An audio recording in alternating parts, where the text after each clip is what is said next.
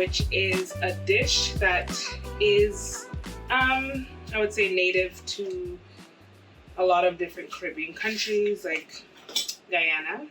It's a little bit different.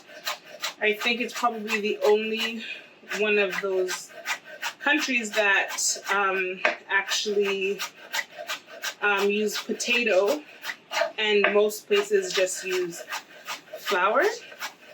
I currently have the saltfish boiling for the second time, and I have my potatoes also boiling, so I'm just going to get some prep done so that we can mix everything together. I'm cutting up the green onions right now, and I'm going to cut up the peppers after. You have the option of putting in the whole pepper, or not the whole pepper. It's up to you. It's up to your like tolerance of heat and what you can handle. I personally prefer wari peppers because they're super flavorful. You get the heat, but then you get like very flavorful. Whereas Scotch bonnet is pretty flavorful, but to me, you get more flavor from the wari than you get from the Scotch bonnet. The Scotch bonnet is more heat than anything else, in my opinion. But still very tasty.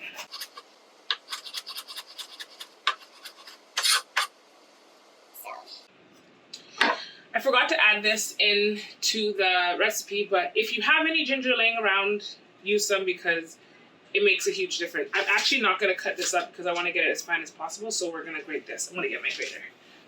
With my ginger, I like to freeze it because it makes it easier to grate. Of course, you don't have to, but if you want to make it like easier, freezing it also keeps it as fresh as possible. I just love the flavor of like ginger, garlic, and green onion. Like that combination is just like so yum. I just use like a little bit. I probably use like equivalent to a tablespoon. So I'm also going to grate the garlic because I want it to be fairly fine. So far we've cut up the green onion. We've cut up our chili. We've grated our ginger and our garlic. I'm just going to take a few sprigs of thyme and just going to pull off the leaves. You can pull them off and then pretty much leave it, or you can, if you want it to even be smaller than that, you can always do that. That's what I'm going to do. But it's up to you. It's not like it's a necessity. It's pretty small.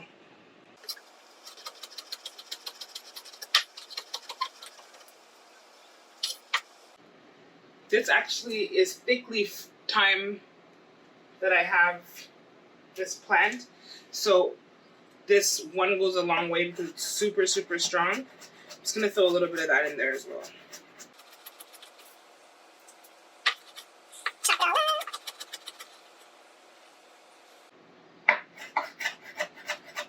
This is one of my favorite things to eat, to snack on. I just eat this with pepper sauce, or there's like this Guyanese sauce or pickle or whatever you want to call it called achar. And it's like pickled mangoes and chilies and jeera, which is toasted cumin. So good. Okay, so we have all of that put together. I'm going to get a bowl to mix everything in.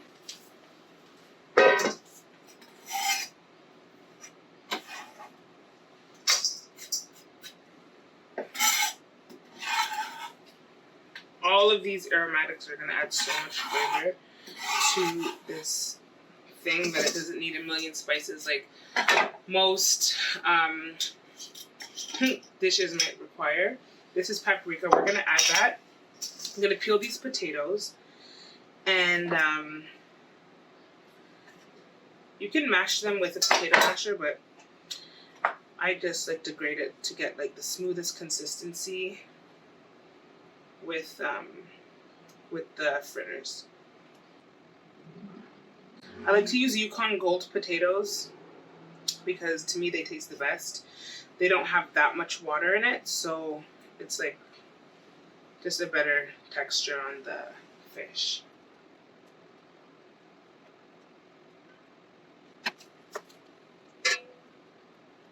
While I'm doing these, you can get the oil in your dish so that it can be hot.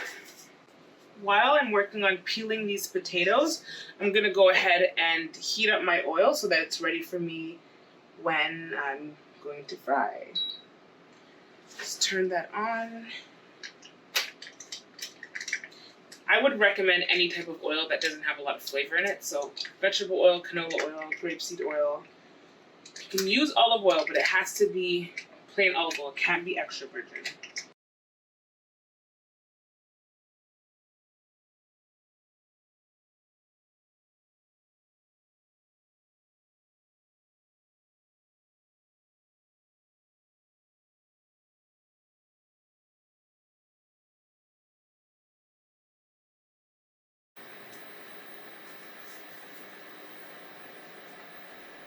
So now we have our potatoes.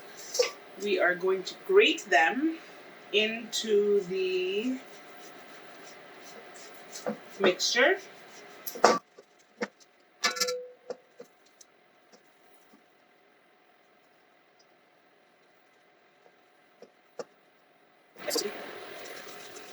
We're going to want to have equal parts of potatoes to fish, or maybe a little bit more fish, but you don't want to have too much potatoes and not so much fish, because then people are going to feel robbed.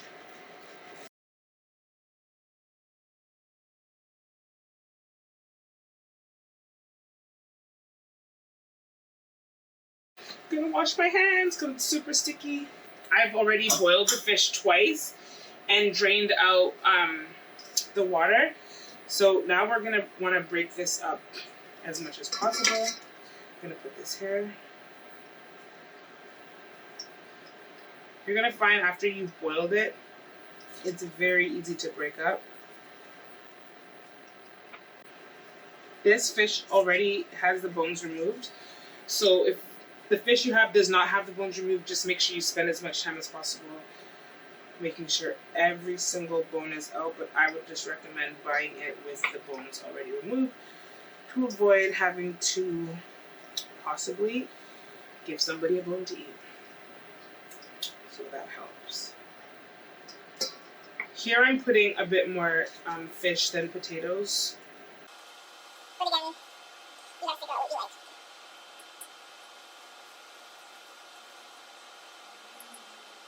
And this is pretty much what we're looking at.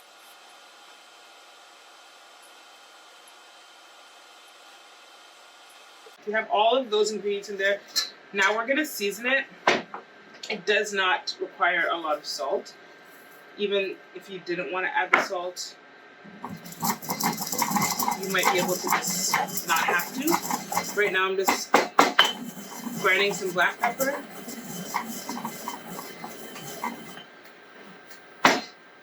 And then sprinkle some of that in there.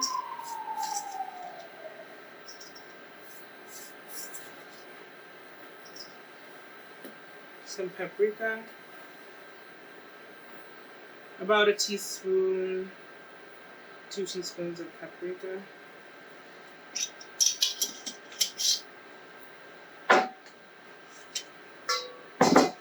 I'm not going to bother with the salt because I already have salt in my potatoes when I was boiling them. It's salt fish. You don't want to overkill. Going to add 1 egg just to help bind everything.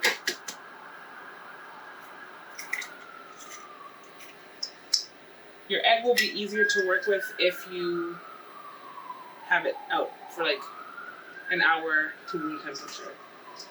So now I'm just going to mix everything together. It smells so good. Reminds me of my childhood. If you find that it's not binding as much as you'd like, add some more eggs. I'm gonna add 1 more because it's just not where I want it to be. There we go. That's exactly the consistency I'm looking for. So you want to be able to, like, when you go like that, it stays in a ball.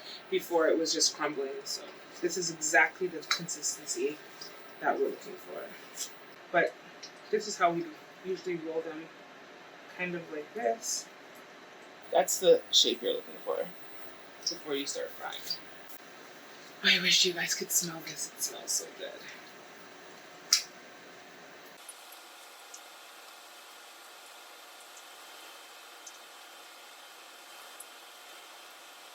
Get a bowl or plate, something with a flat surface that you can put some paper towel in, just so you can drain off that excess oil. Does not take very long. This is the first piece I put in, and I'll show you what this looks like. Perfect golden brown.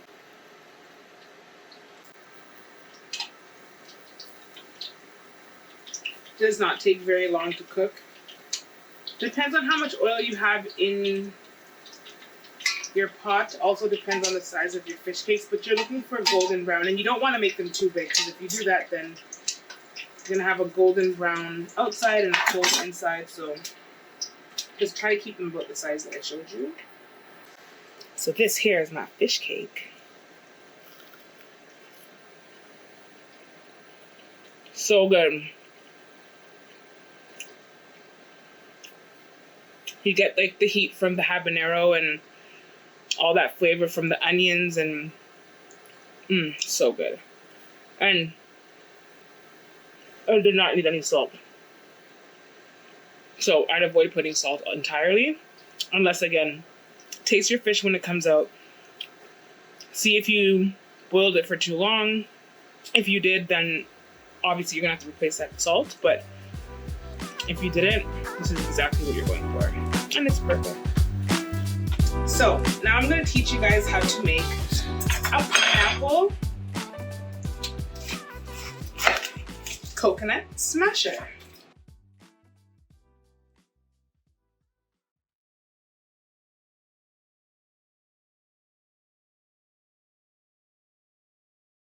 This drink is great without any vodka at all. So if you wanted to do it with and hold the vodka, by all means, make yourself a mocktail.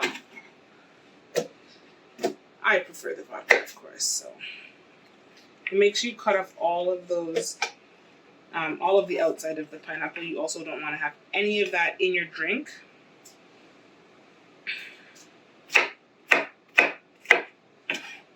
It's a very quick and easy drink to make. For this, you can use coconut cream or coconut milk. I like to use cream because it has way more fat in it and it's just creamier. You don't need to do that. If you can't find coconut cream, which I find it's very hard to find sometimes, go ahead with the coconut milk. It'll be perfectly fine. We're gonna add a pinch of nutmeg. Nutmeg's good to make anything taste Caribbean. Caribbean thing. This is Smirnoff vodka. This is plain vodka.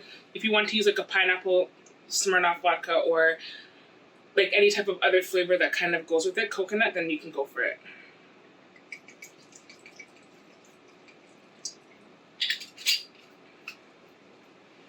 And then we're gonna add some ice.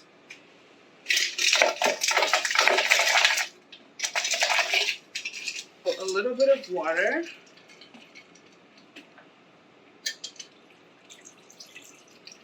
Just to make it easier to blend up. I'm gonna add a little bit of honey. You can omit the honey, completely up to you. I'm just gonna put about a spoon of honey. And the zest of a lime.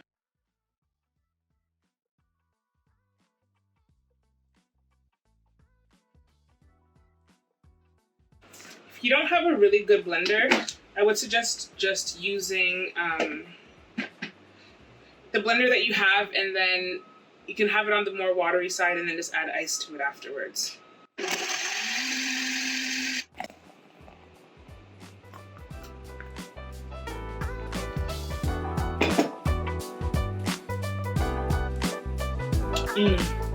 So good. We have our sips and snacks, y'all. Enjoy.